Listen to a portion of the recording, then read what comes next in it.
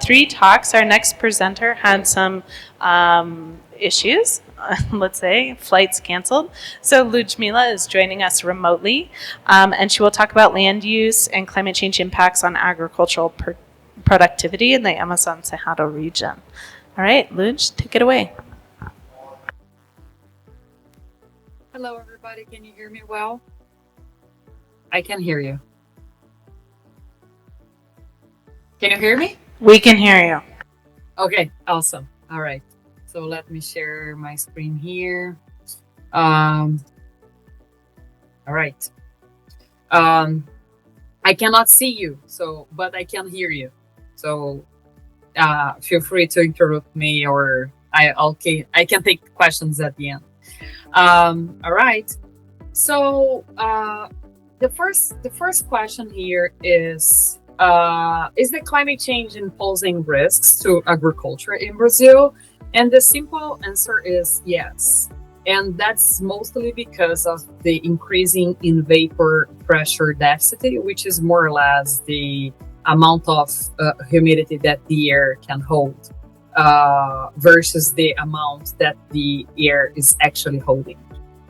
So our results are showing that in a normal year, no El Nino, an increasing in 1 kilopascal in VPD decreases by almost 50 kilos per hectare of soybean in Mato Grosso, which is part of the Amazon and Cerrado. But if we are talking about an El Nino year, that loss is 3 times bigger. And for corn, which is another very important grain produced in this area, 1 kilopascal increasing in VPD doesn't change much the productivity of corn. But if we are talking about an El Nino year, that decreasing can almost reach 1 ton per hectare. As we move to Cerrado, we can see something very similar. So we have a similar decreasing in soybean productivity during a normal year, and twice that for El Nino year. And again, for corn, the impacts in a normal year are way bigger, like 10 times bigger. We can lose almost 130. We can lose 130 kilos per hectare. But if it is an El Nino year, we can again lose 1 ton per hectare. And what is the future looking like? So as we have like 30% of those farms already out of the ideal climate space, which means that they are still suitable for producing, but they are very vulnerable for the crop development, especially in the first months when the plants are more vulnerable to high VPDs. And in 10 years, by the end of this decade, 50% of those farms will be out of the climate space, moving towards an area that is more intense in terms of drought. In 30 years, that is going to be 70% if we follow this pathway, the RCP 4.5. But if we follow the RCP 8.5, it's going to be 100% of those farms totally out of the ideal climate space in 30 years. So what are the responses of those farmers? When we ask them what is the main barrier to increase production, 33% of them say that it's the barrier is just the weather oscillations. And when they say weather oscillations, they are indirectly saying that climate change is not real. It's just a matter of like, we are just going through a very hard time, but it's gonna get better in the next year or in 5 years. 17% say that the problem is credit access, logistics, technical assistance, and as you can see, climate change is not here. So when we ask what are the causes of changes in temperature and rainfall patterns, the global warming shows up here that this is the concern of 11% of the farmers in the Cerrado. Most of them, 40%, they say that is the cyclic oscillation in the weather. Again, climate change is not a big deal. It's transitory, according to them. And that has a reflection directly to their responses to adaptation. So when we ask what is your adaptation strategy to change in temperature and precipitation, they say that is mostly calendar adjustment. Minimum tillage comes here in second, shifting crops is the third one. And 12%, if we sum up with the non and the and with the non, we have 16, almost 17% of them, they have no plan whatsoever. And why is that happening? So this is an animation showing how rapid the land use changed in the area that we are studying. So this is Spera, Mato Grosso, the Amacro, which is like the newest agricultural frontier in the country. It's the states of Acre, Rondônia, and Amazonas, and the Cerrado region here. So if you compare to 1985, we lost a great deal of forest in this area. And according to recent published papers, that is the main reason of the increasing in VPD in the region. More recently, we were flying with a thermal drone in the agricultural field, and as you can see, the area that was here, I'm not sure if you can see my pointer, but we were flying here towards the forest, and once we got to the forest, the temperature was 35 Celsius. So 51 Celsius here, 35 Celsius here.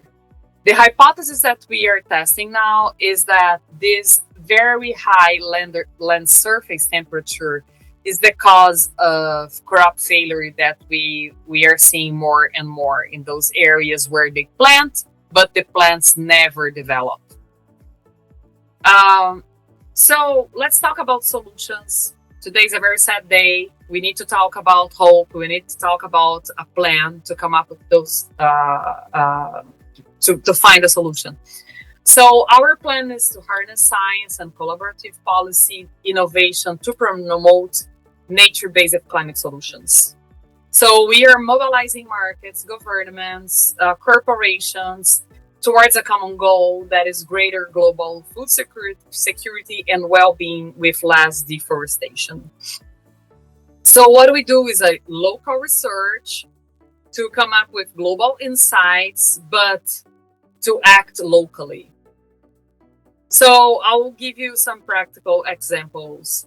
We have now for 20 years, the Tanguru Field Station, which is an amazing place in Northeast Mato Grosso, where we study the dynamics of water, carbon, biodiversity, climate in the forest and in the agricultural fields. So what we are doing now is that, of course, we have the local data, the local conditions, and we also work with remote sensing. So we have this region divided by grids. We created time series of very important variables for us, like climate, soil conditions, annual yields, and annual land use. And what we do is those local regressions to find out common effects. And we always have the data from the Tanguru Field Station to understand better and calibrate our models. So this is an animation created with AI showing the moisture around the forest and surrounded by this ag field here. In Brazil, this is very important because almost 90% of the Brazilian agriculture is rain-fed, depending on rainfall to grow, not irrigation, like artificial irrigation. And this forest is very important to protect against upcoming heat waves. And also it can reduce the future challenges for agriculture. And our question was, is that directly impacting the crop yields?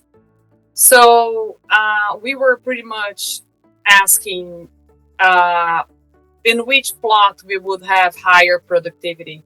This one here that is surrounded by more forest, or this one here that has mostly ag fields. So this is the results that we got so far. So the crop yield increases with the amount of forest, and we found a threshold more or less around 18%. And this is for a normal year. If we are looking to a El Nino year, this minimum amount of forest could go up to 30%, showing that forests are very important for crop productivity and will become more and more important in extreme weather events or extreme drought conditions. And this is a very recent analysis that we were doing. So we are trying to understand in terms of money what that means. So we are seeing that the value of the exported soybean increases with the proportion of forests in the surrounding. And one of the program, another project that EPAM developed along with EDF and Woodwell Climate Research Center was the Conserve project. The Conserve was a proof of concept showing that we can protect forests, compensating farmers to give up their right to deforest beyond what the forest code already protect.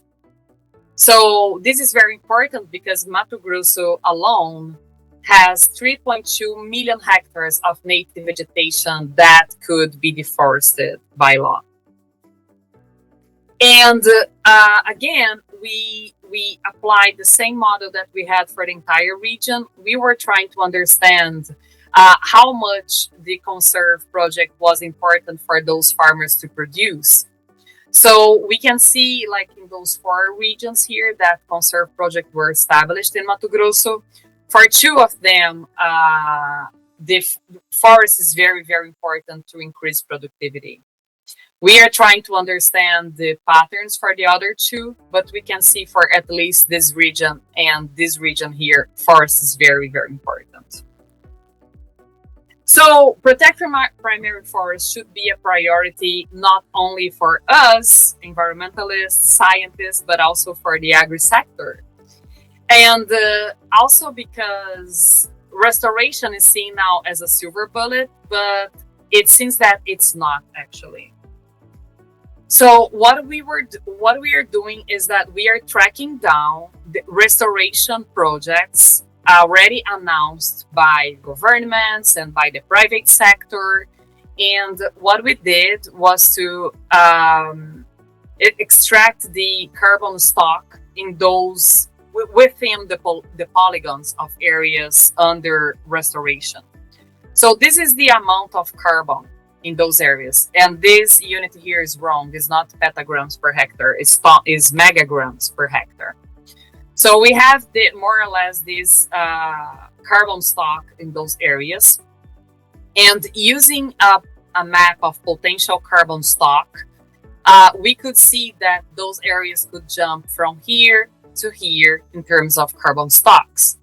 But then, using another projection, we could see that if we follow an optimistic scenario, those areas will be degraded back to more or less halfway.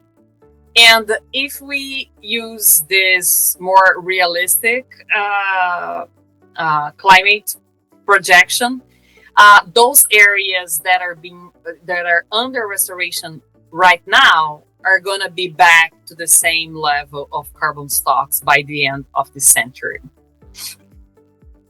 And another thing that we can use based on the data that we gather at Tanguru, we have some ecophysiological experiments there, and we can point out which species are more resistant to droughts or not. to make those restoration projects to increase their chances of succeed. And we need a healthy forest because among many other reasons beyond the money, beyond how much money you can make out of them, they provide ecosystem services. So to give you an example, a very cute one, we were doing field work 2 weeks ago, and we were trying to understand the role played by ants in biological control. So we left in the field those cards with eggs. Those eggs are like fake. They are real eggs of worms that eat soybean pests. And we left them there for 24 and 48 hours to see if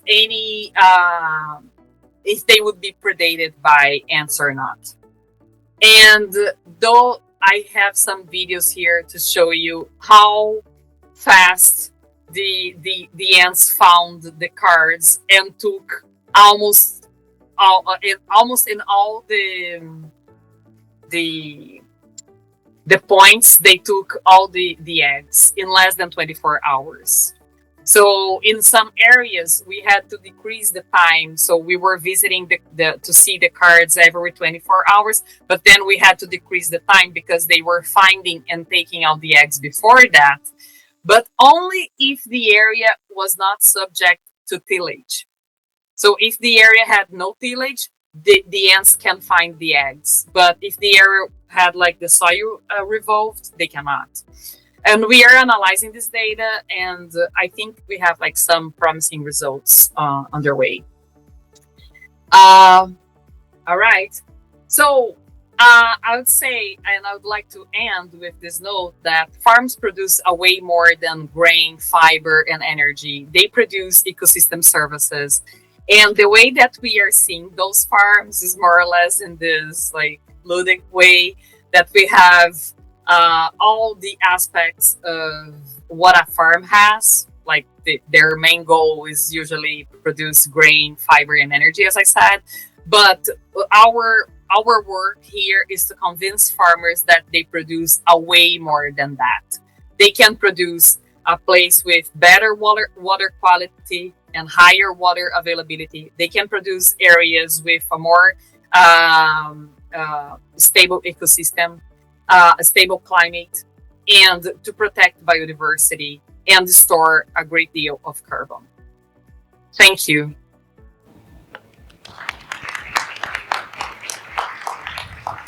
Thank you, Luigi. I think if you stay online too, you can hear our other presenters and we can have some questions later. Our next presenter is Juliana Davis, who's going to talk about deforestation impacts in the last agricultural frontier on the Cerrado biome in Brazil.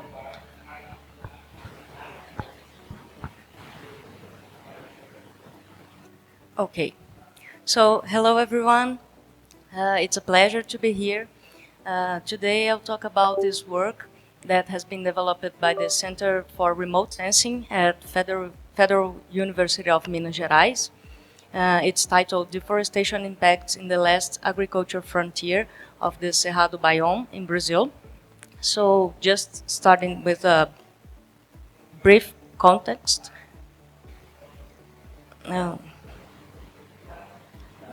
working anymore.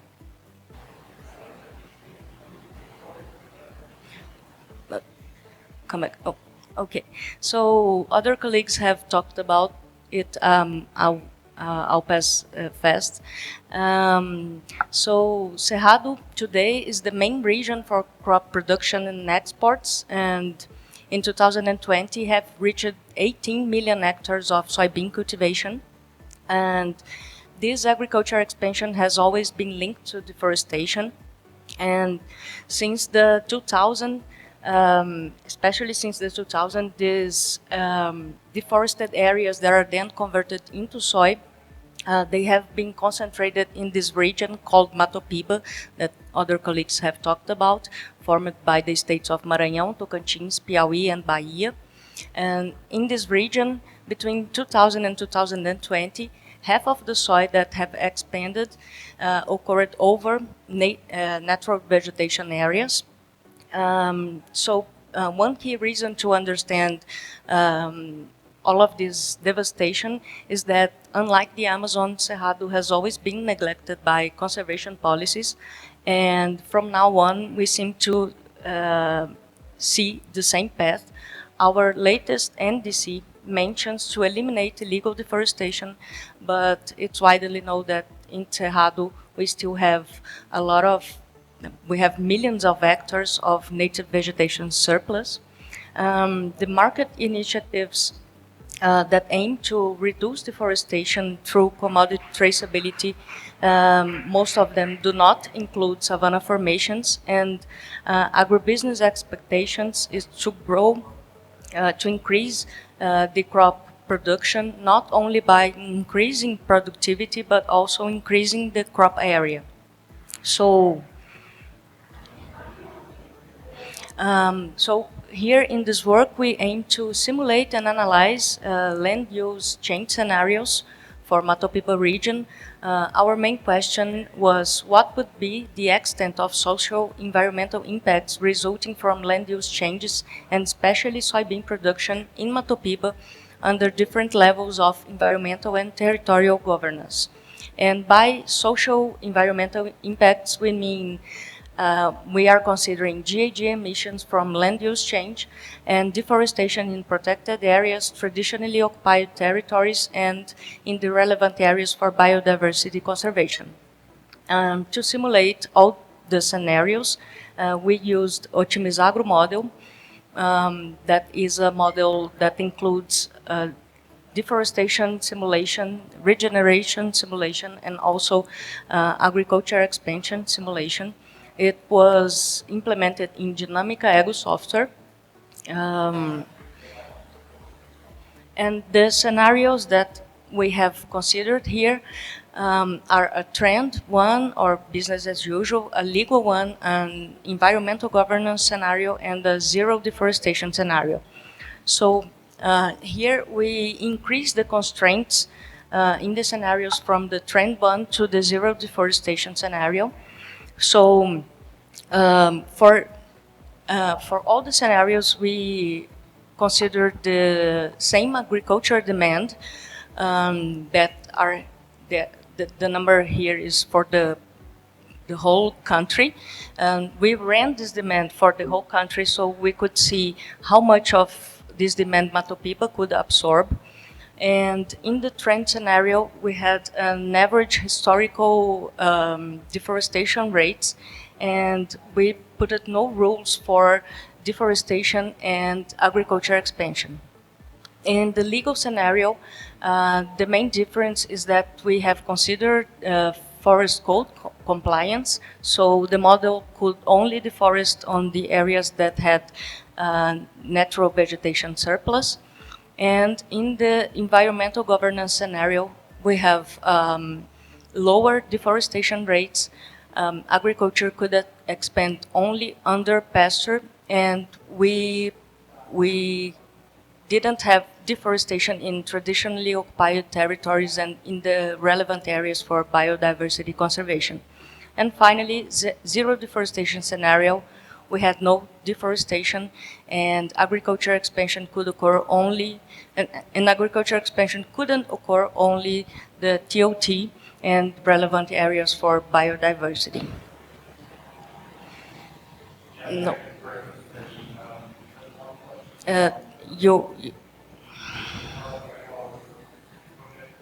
You come back. The next, please.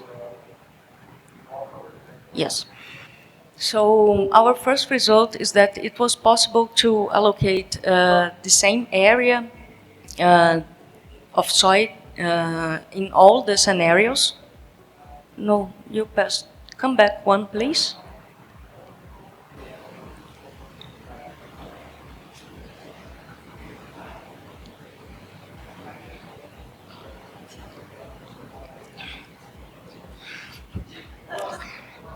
The next. No. the next one, please. Yes, that's it.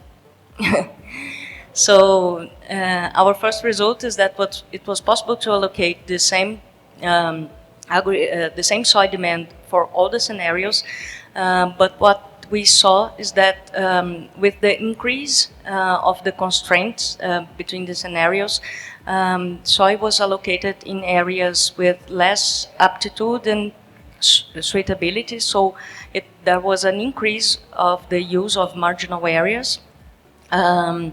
And no, come back one, please.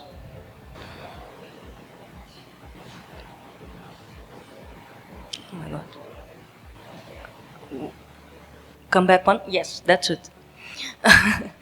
And we had total land use change emissions summed 800 million tons of CO2, and just soil expansion emitted 200 million tons. And these values was 70% lower in environmental governance and zero deforestation scenario. Next one, please. And where would soil expand? So in trend and legal scenario, we had 1.2 million hectares of relevant areas for biodiversity conservation threatened, and even in the environmental governance and zero D scenarios, we had 8,000 hectares of protected areas and traditionally territories threatened, because soil would expand in a 5 kilometers buffer around these areas.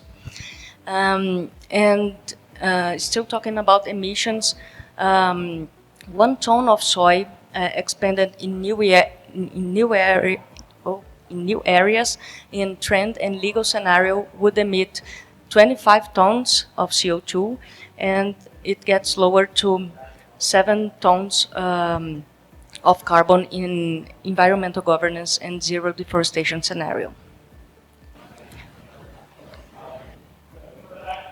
And so presenting this special distribution of soil expansion, we can see that in trend scenario, we have this soil expanding over the traditionally occupied territories, a little in the protected areas and relevant areas for biodiversity. This is not seen in zero deforestation scenario, but like I said, soil would surround these areas even more closely than it's occurring today. One back. So we did this work and we had the results, but while we were doing this work, our research group was developing another work led by Argemiro Leite Filho and Britaldo Soares. This work showed that deforestation has already changed the climate. So we are now considering these results in the Mato Piba work because these results shows that in places that we have already lost 80% of natural vegetation, we can have a 50% chance on the delay of the onset rainy season, almost 20% chance to decrease 200 millimeters of rain, and a 60% chance to increase 1 degree in the temperature. So now we are considering all these results because if the climate changes, the productivity of the agriculture has already changed. So we are rerunning our scenarios considered in this work. So just to close, the trend in forest code compliance won't lead Brazil to comply with NDC. This is an important result. We are working close to the government and supporting them with the climate plan updates. Cerrado must be included in the conservation and climate policy agenda. Other strategies like paying for environmental services must be considered, and market and traceability agreements must include the Cerrado. And the agronomic adaptation strategies can alleviate some impacts, but maintaining native vegetation must be a critical part of climate stabilization, and traditionally occupied territories must be included, empowered, and not threatened. That's it. Thank you for your attention.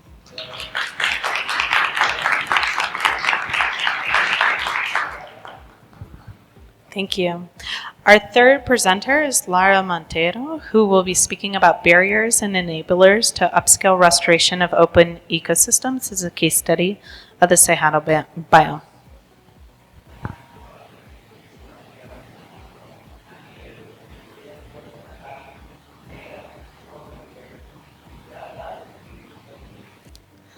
Well, thank you very much, and it's a pleasure to be here. So today I'm going to talk about as Gillian said, the barriers and enablers to restore open ecosystems, and bring a little bit more attention on, can you go back please, on the case study in the Brazilian Cerrado. And I hope to bring a little bit of optimism, although Ludmila said that restoration is not a silver bullet, so I hope to convince you that it can be very helpful to bring social benefits. Next.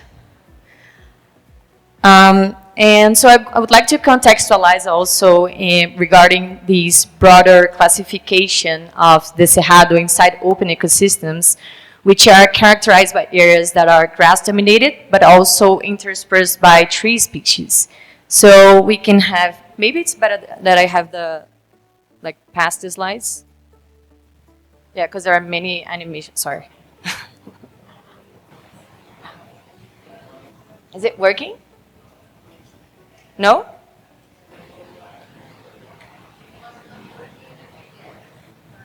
Yeah. Stand there. Okay.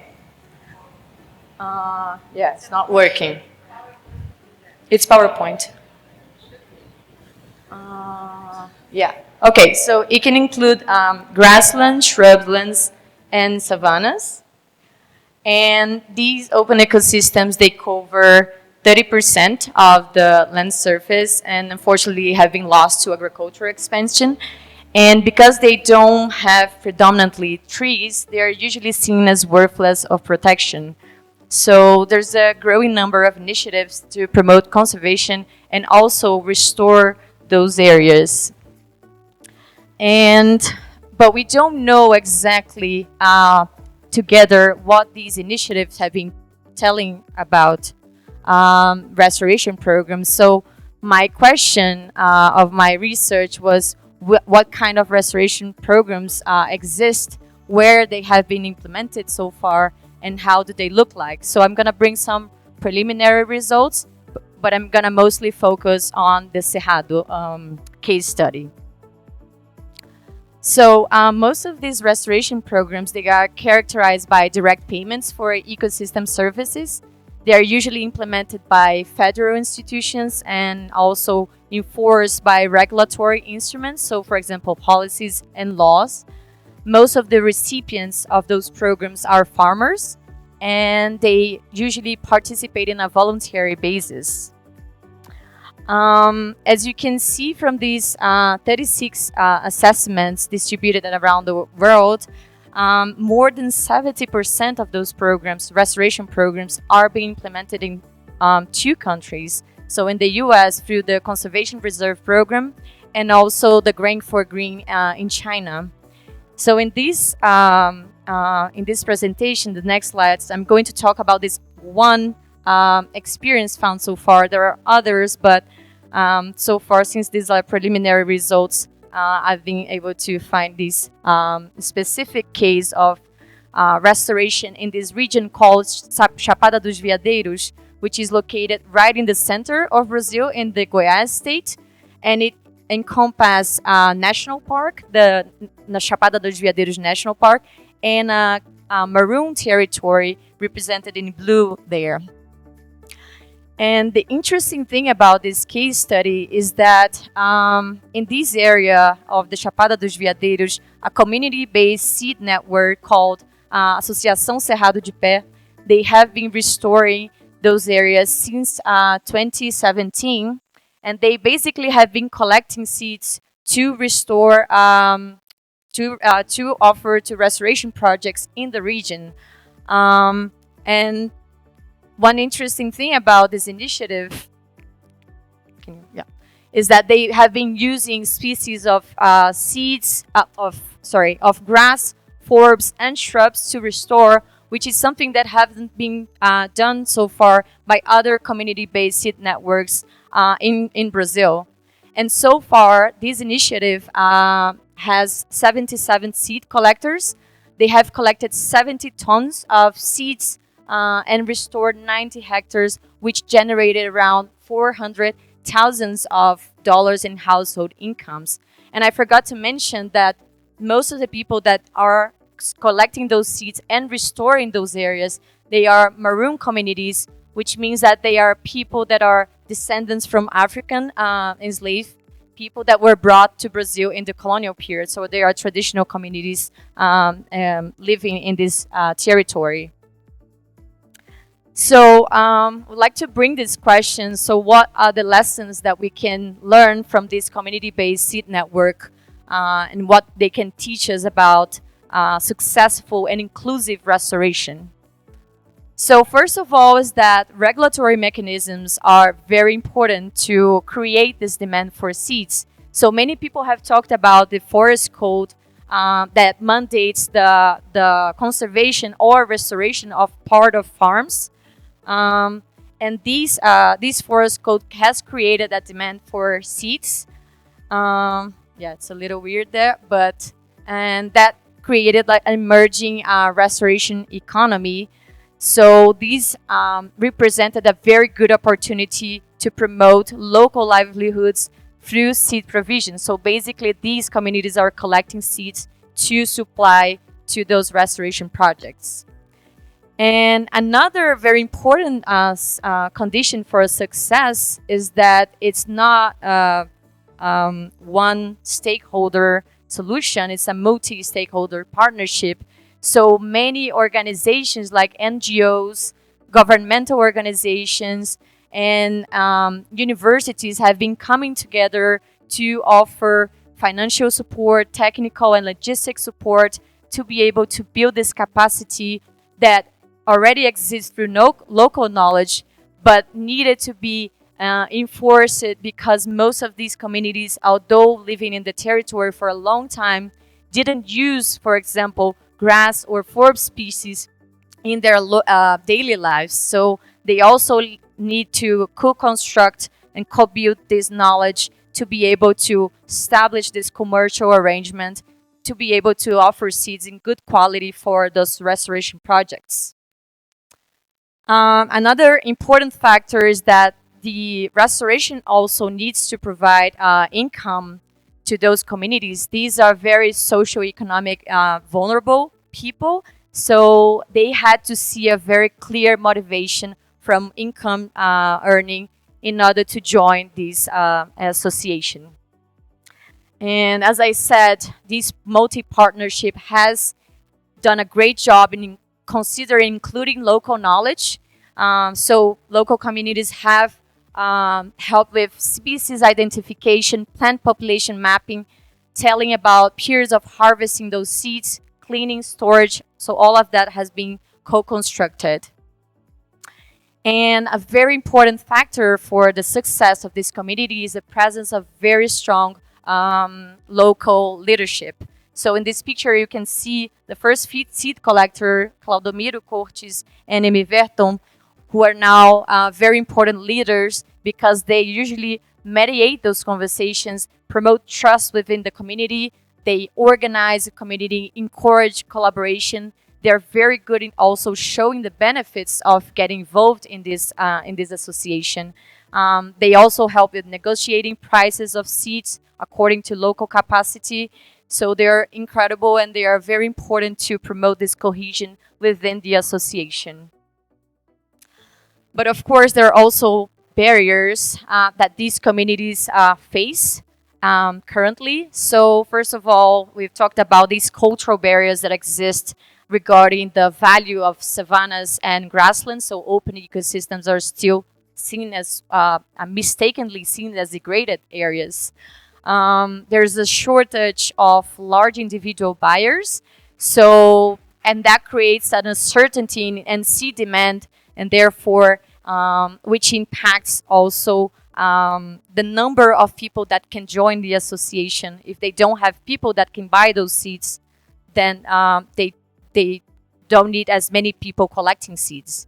The unpredictability of seed collection and restoration periods also promotes uncertainty in seed supply capacity, strict legal requirements regarding seed quality. So this has been built based on like large commercial arrangements that have the industrial capacity of offering seed with high quality, but that doesn't always match with the capacity of small landholders and traditional communities. The high costs associated with restoration and still the poor enforcement of the forest code. And more structural and infrastructure barriers also regarding equipment to process those seeds, infrastructure, and also, as I mentioned in the beginning, this lack of previous experience on how to organize in a commercial arrangement, how to collectively organize, because these traditional communities usually also have to interact with other people that are smallholders or urban collectors who have a very different cultural background than they have. And again, this use of those species that didn't have a very economic value for them while they were doing farming activities before the emergence of the association. And finally, we talked about this income generation aspect of this initiative, but also like to bring awareness about these other non-material benefits that once they join the association, they start to see. And then I brought some quotes that they said on these on their role within the association. So one of them talks about these how this initiative has helped preserve the Cerrado and take what have been lost to place what we have to places where it has been lost. They also talk about these as a learning experience, or how they feel happy in collecting seeds and meeting friends. So these less tangible aspects of seed-related activities. And finally, this sense of purpose that most of the time these activities promote to them. So the last quote is a collector saying that their goal is to collect and plant seeds in the same quantity as the stars in the sky, an infinite goal, as long as I can and as long as it's necessary. So that's it. And I would like to thank you. Muchas gracias.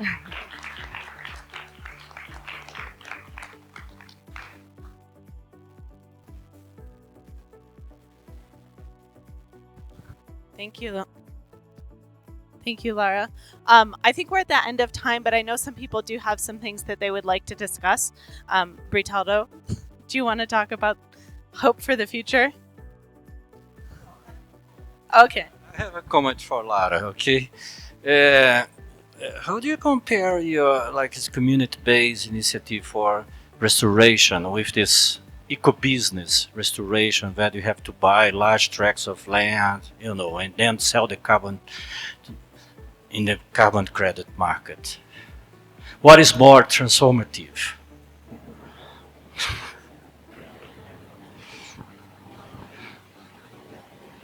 Hello. Yeah. Well, I think that these are definitely more inclusive. It's a more inclusive case of restoration, but I also understand the role that these other business restoration activities have regarding these big landowners that have large pieces of land that are very degraded in pasture. And for example, this case study is wonderful if you have traditional communities and you can mobilize, but they definitely require a lot of money to be spent in workshops and building the capacity of this community. So, and I think there's space for both initiatives, and we need both initiatives, but clearly if we want to focus on climate mitigation, these business and large-scale projects have a very important role.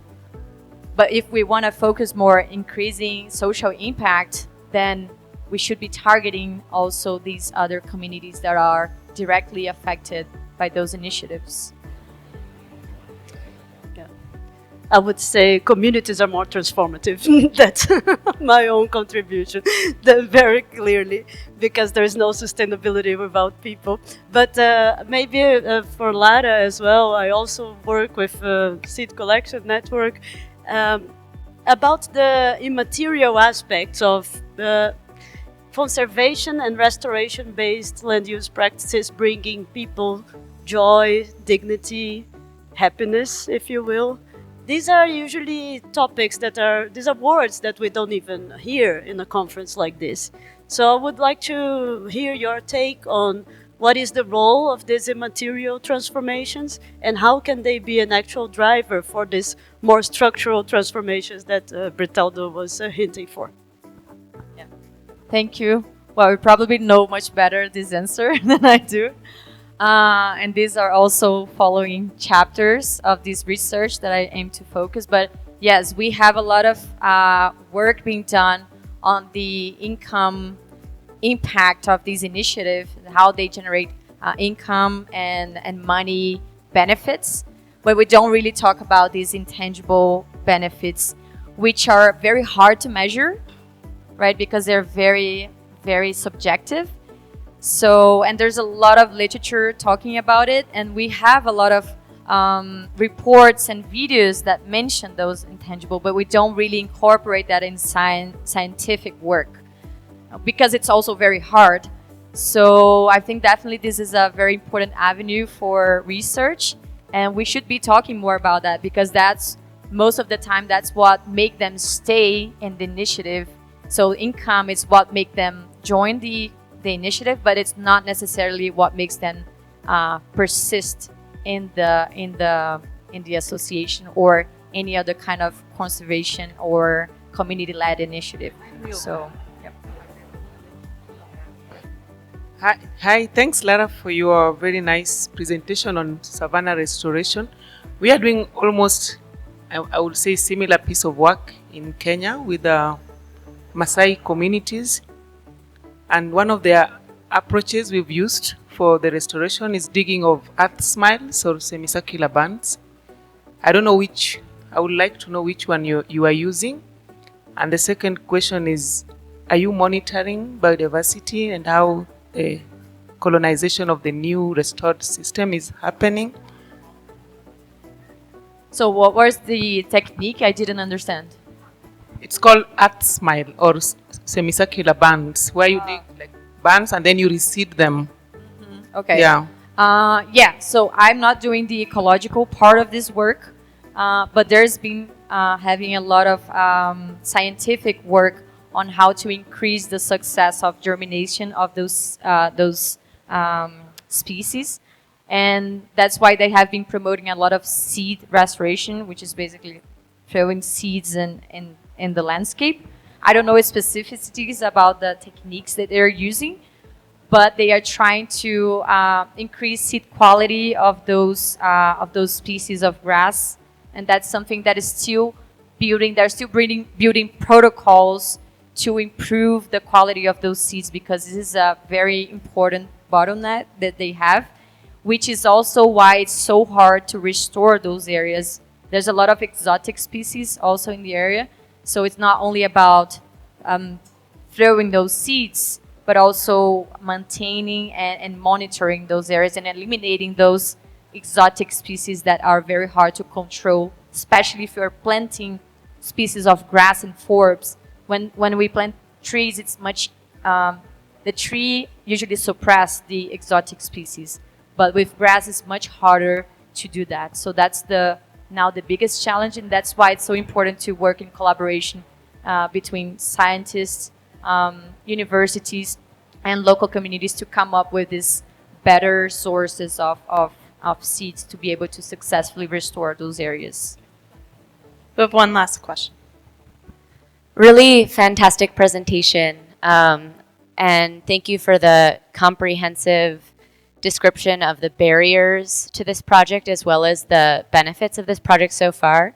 And I'm wondering if you have any idea of kind of the future-looking dreams of this project in terms of, what this project is looking for. Are they looking to scale up? Are they looking to combine with other similar projects for knowledge sharing to combat some of those barriers you mentioned? Are they looking to improve the quality but not scale up? Where are they heading, and what is the vision, and what support might they be looking for? Yeah, thank you for your question. Currently, the biggest barrier, there's still a lot of people inside the traditional communities that they have a lot of interest in joining the association, but NGOs usually restrict these increase in the association because they're only accepting more people if they have seed buyers, so if they have demand for seeds, right? So they're not gonna commit with those people that they're gonna be able to sell their seeds if there's no one to buy them.